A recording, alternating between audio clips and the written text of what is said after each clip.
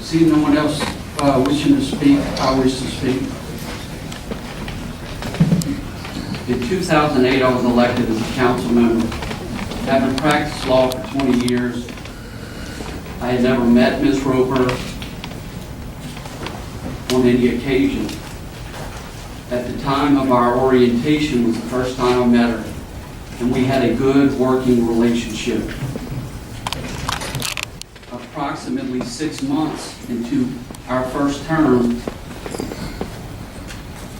2 news articles appeared on Ms. Roper's office. The first one was done by Mr. Jim Shannon of Channel 9 News. It was entitled, "Goodbye DWI." I didn't know anything about the city prosecutor's office at the time, so I asked questions. Mr. Shannon alleged that there were 3,000 to 5,000 backlogged DWI cases in the city prosecutor's office that were going to be dismissed because of failure to prosecute. This office falls under Ms. Roper's purview. When I asked Ms. Roper, specifically Ms. Roper, for the list of cases, she could not provide it to me. It appeared that Mr. Shannon had obtained it through the clerk of court of city court. Our city prosecutor did not have a list of outstanding DWI cases that had not been prosecuted. To me as a lawyer, I saw this as a real problem. Those cases are still there.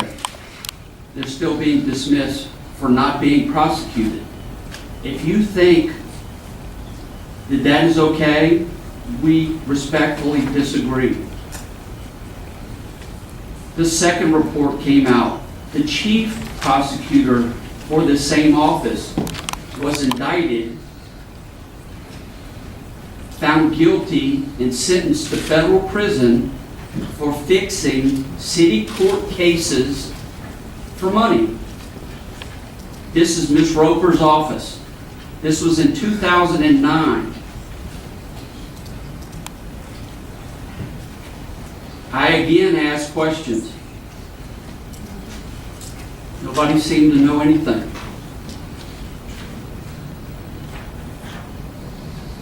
As a lawyer, not receiving answers to my questions, I performed an audit. The audit was based upon my own independent research, but also on information I received directly from Ms. Roper's employees, her office. The number one complaint was that Ms. Roper was never there. I found this hard to believe. I thought all city parish employees clocked in or kept some form of time records. I was wrong. The city parish office does not have time records, does not clock in, and in fact keeps no record of when they're there or not there. I subpoenaed all parish attorneys, including Ms. Roper's, parking cards for the garage as a way to find out who attends work and who doesn't. That was the only method I have of determining who came to work or not. It showed Ms. Roper worked on an average week from 10:30 to 2. If you don't believe that's a problem for a full-time employee, we respectfully disagree. I asked for changes in 2009 to the office, some kind of timekeeping method, some kind of accountability. I asked that the executive leave policy be rescinded for that office so people couldn't use that as an excuse not to work. I was denied. We're not going to do it. The administration has now canceled executive leave policy. The mayor did that. Ms. Roper's office would not agree to do it. I have an inherent problem with somebody that is paid as a full-time employee that does not work full-time. It does not even really work part-time. So I kept looking. Ms. Roper has an active individual practice on the side with an office on Main Street. She also has a separate contract with the Louisiana Appellate Project, where she's paid to represent approximately 40 criminal defendants every year and paid handsomely, $50,000 to $60,000. This is in addition to her compensation and benefits that we provide her as a full-time employee. I have a problem with that. If you don't, again, we respectfully disagree.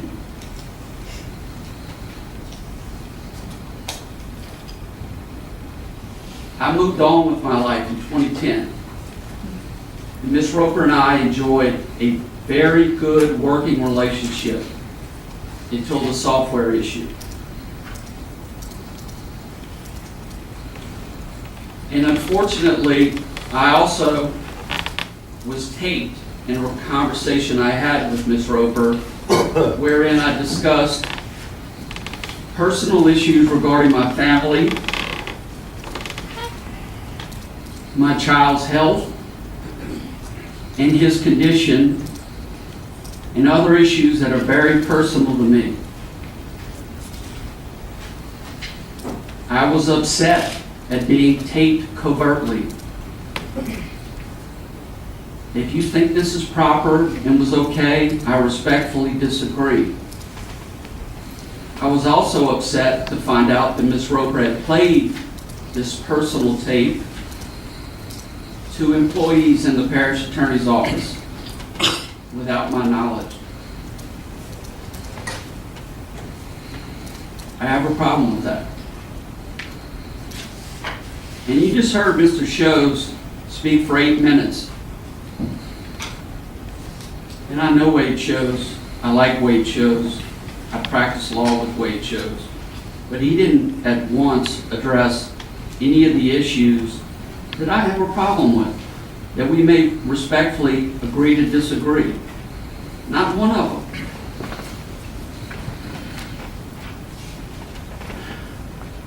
But he said something in his memo that really caught my attention last night. And that is, all these things I've just laid out to you that I believe are problems, I can't point to one instance where her lack of supervision or failing to work full-time or failing to monitor what her attorneys were doing has caused any actual problem. That's what you said in your memo. I can't point to any particular incidents. But you know I can. And you know the incidences. So let's talk just about a couple the last 6 months.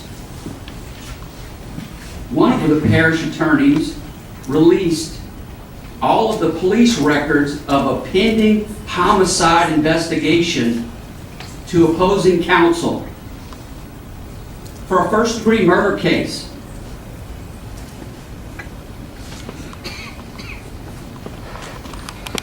That's a problem when first-degree murder cases are jeopardized because of a mistake made in the parish attorney's office.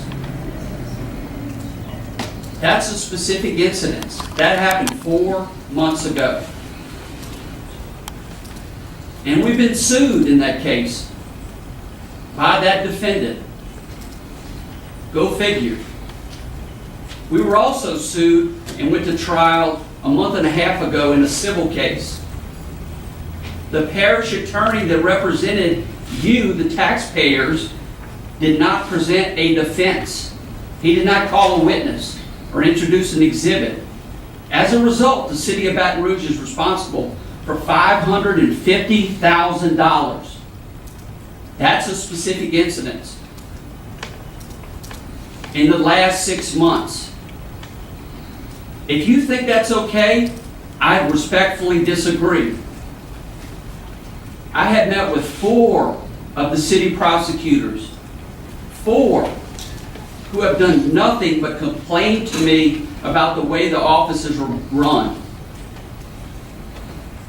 I'm tired of getting the complaints. I have envelopes on my desk that are labeled stamped confidential that people drop off, complaining about the way she runs her office.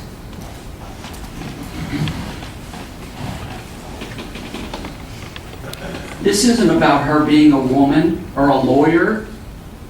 This is about somebody to run the office as it should be run, by a person that devotes full time to the criminal, to the civil, to the ABC board, and to the administration. And Ms. Roper has not done that. With regards to the software issue, I did my own investigation, as I told Mary I would do. Her excuse for giving the software to her husband, who has a software business on the side, and sending it to her home email address, was that she needed him to parse the modules to be represented and sent to the Copyright Patent Office. She did this the night before and emailed it the next morning. So our IT department pulled up for me the screenshot of what she sent to herself and her husband at her home address. And it's the same thing that she emailed the next morning. There were no changes made to it. If she needed her husband's expertise, there was a means to do that. There was a way to do that. She didn't do that. And she would not have been caught had another employee tried to sell us our own software. That's correct. This software that Ms. Roper distributed, a company approached the city parish and asked us to buy it back for $500,000.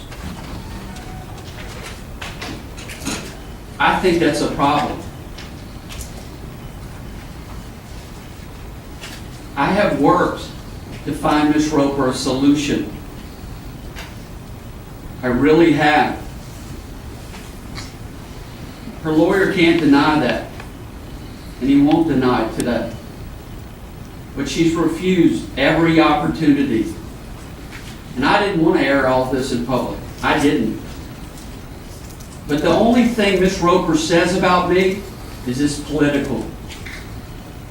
That's all she ever says.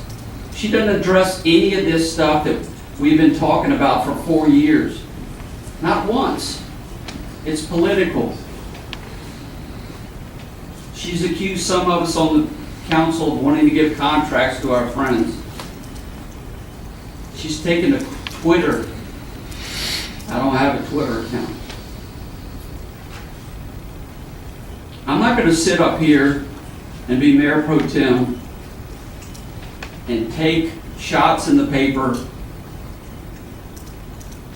and not tell you the real reason why Mary Roper, I think, should be replaced. It's real simple.